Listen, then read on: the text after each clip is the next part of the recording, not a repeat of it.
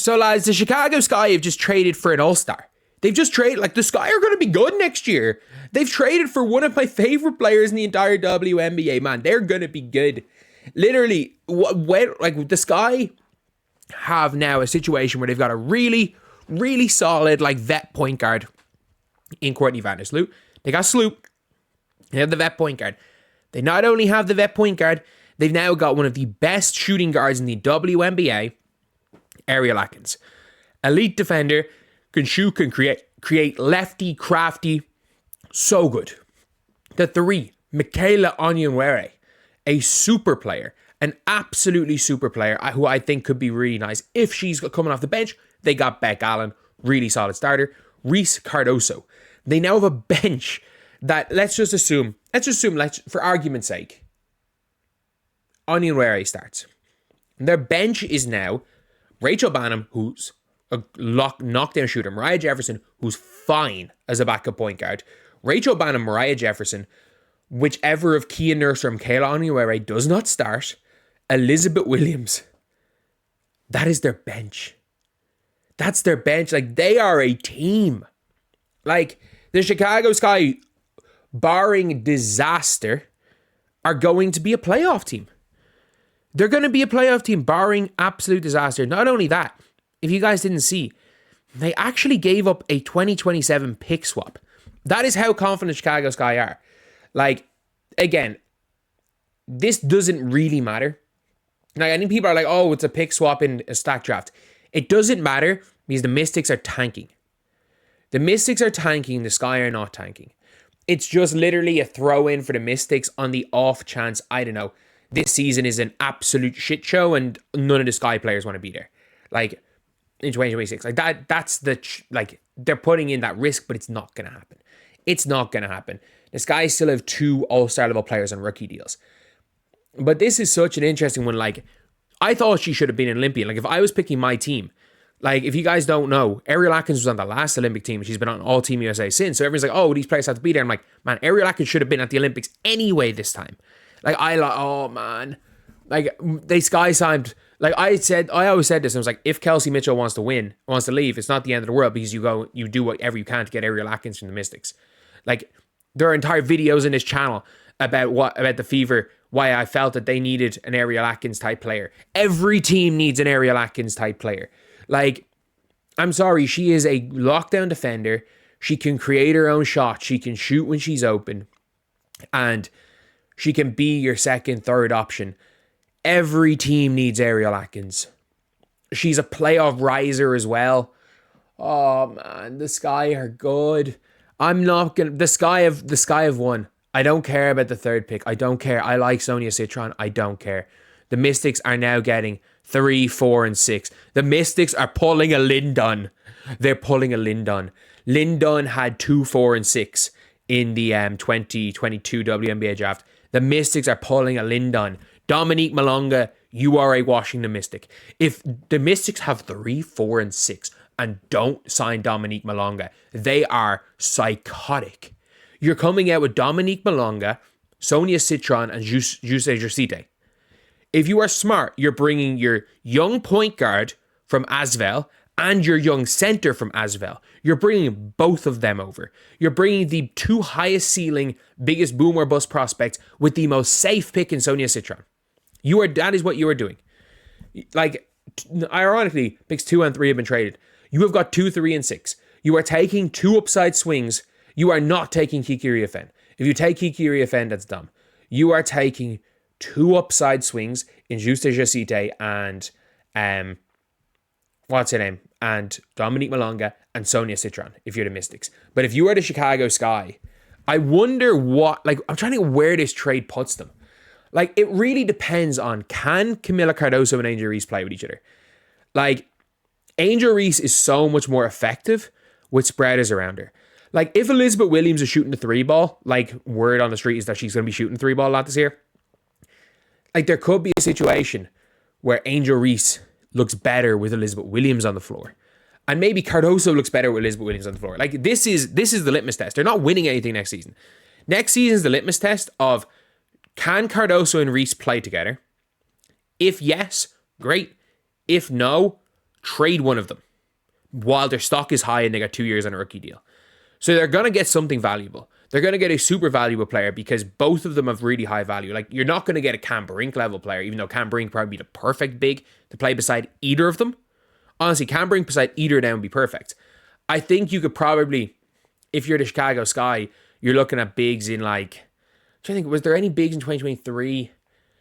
Any bigs in this year's draft? I think you're almost looking like can you go to the Liberty?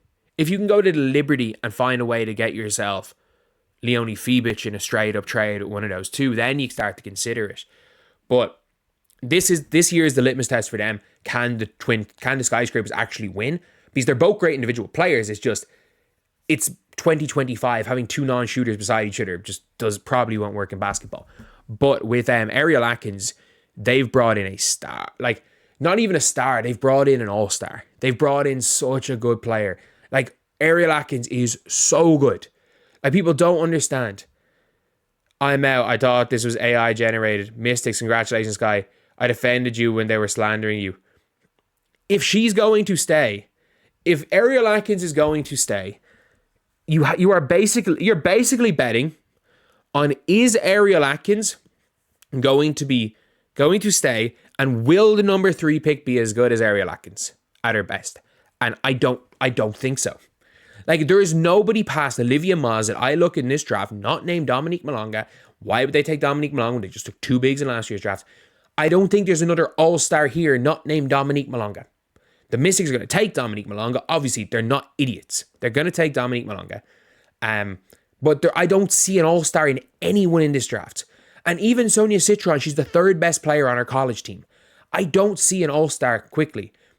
And the Chicago Sky are clearly trying to compete right away. And not only that, if they can become a free agent destination with their new facility, because it still is Chicago, like, vets want to go to organizations that win. If they're trying to bring in vets around Angel Reese and Cardoso, you got to show you're willing to win. This is a trade that they've been looking at making all offseason. The thought was it going to be Ariel Atkins? Was it going to be Alicia Gray? And then it was like, oh, the Dream aren't getting rid of Alicia Gray. And it's like, is it Ariel Atkins? Could they have gotten... The other question is, could they have gotten a Brittany Sykes who's not as good as Atkins, but does some similar things? Could they have gotten a Brittany Sykes for less? Could they have gone 10, a 2026, and a 2027 second? Could they have done something like that to get Brittany Sykes instead of 3 and a 2027 second for Ariel Atkins? But the thing is that the Sky are gambling. The Sky are gambling on players coming back. That is all this is that the Sky are gambling on players coming back. Everyone's a free agent. They're gambling on players coming back. And I think the reason why you bring in Ariel Atkins is that if you want Beck Allen to stay, if you want any vets to come, if you want any vets to stay, you have to show you're serious. You have to show you're serious if you want a vet to come. And the Chicago Sky, no offense to them, they stunk last season. Especially post-Mabry trade. In the last couple of years, Kat Copper is gone. Everybody's left Chicago. And now it's a situation where you have to show, people don't understand like the long-term process it is, and like players are people. You have to show you're a serious organization. And the easiest way to do that is get players like Courtney Vandersloot, super respected as a point guard. Ariel Atkins, Olympian, champion, playoff riser, super respected. Beck Allen, solid starter on every team she's been on.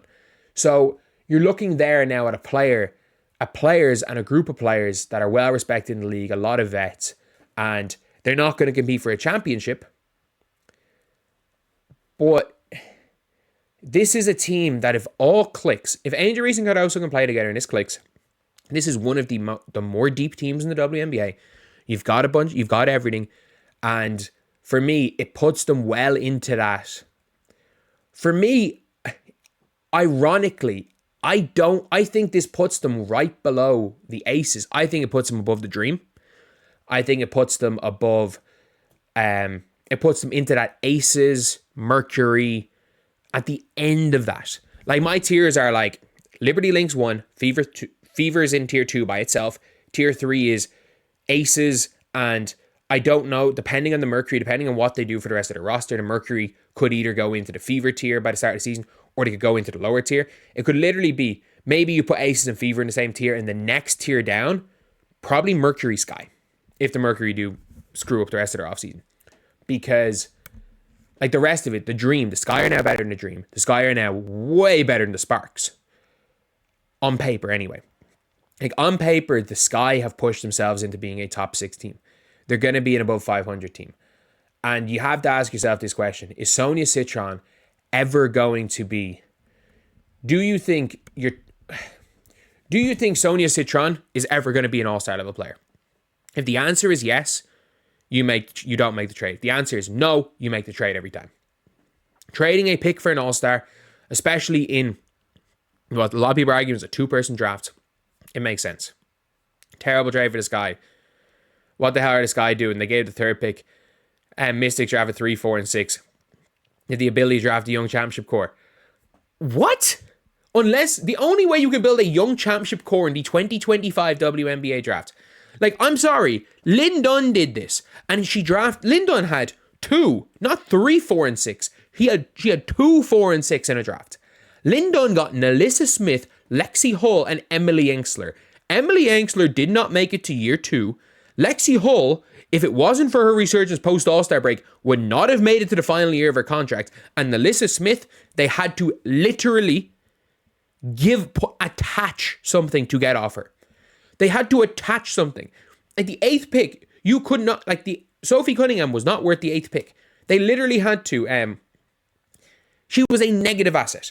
The last time a team had 3, and we also can't forget, the Dallas Wings in 2023 had picks, did they have pick 3 and 5?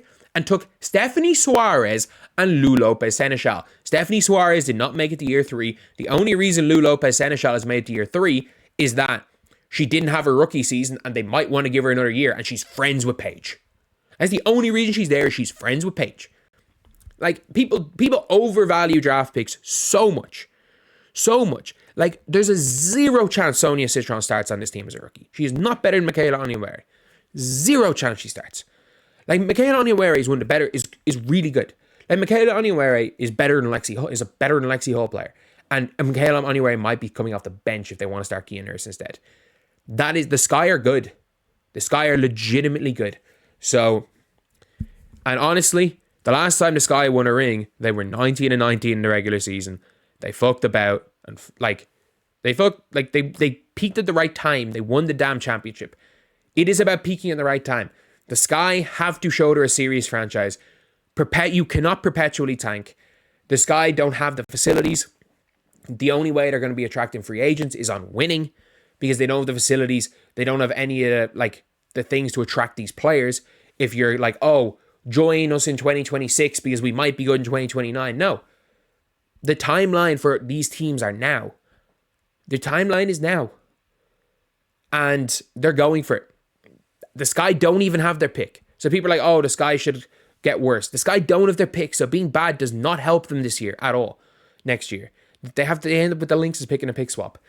But Ariel Atkins is so good that it's worth risking losing Ariel Atkins at the end of this season to give up Sonia's. I like Sonia Citron. Like, I think Sonia Citron's good. But, like, the fact is that we're talking about maybe AZ Fudd being at that 3rd pick. There's talks of, like, I just saw Quita's mock draft where she had Georgia Amor at the 3rd pick. I'm sorry. Georgia Amor is 24 years old. Ariel Atkins is like 27 or 28. Would you take a 24-year-old 5'6" point guard or Ariel Atkins all-star? You take the all-star or you're crazy. But anyway, I'll see you guys.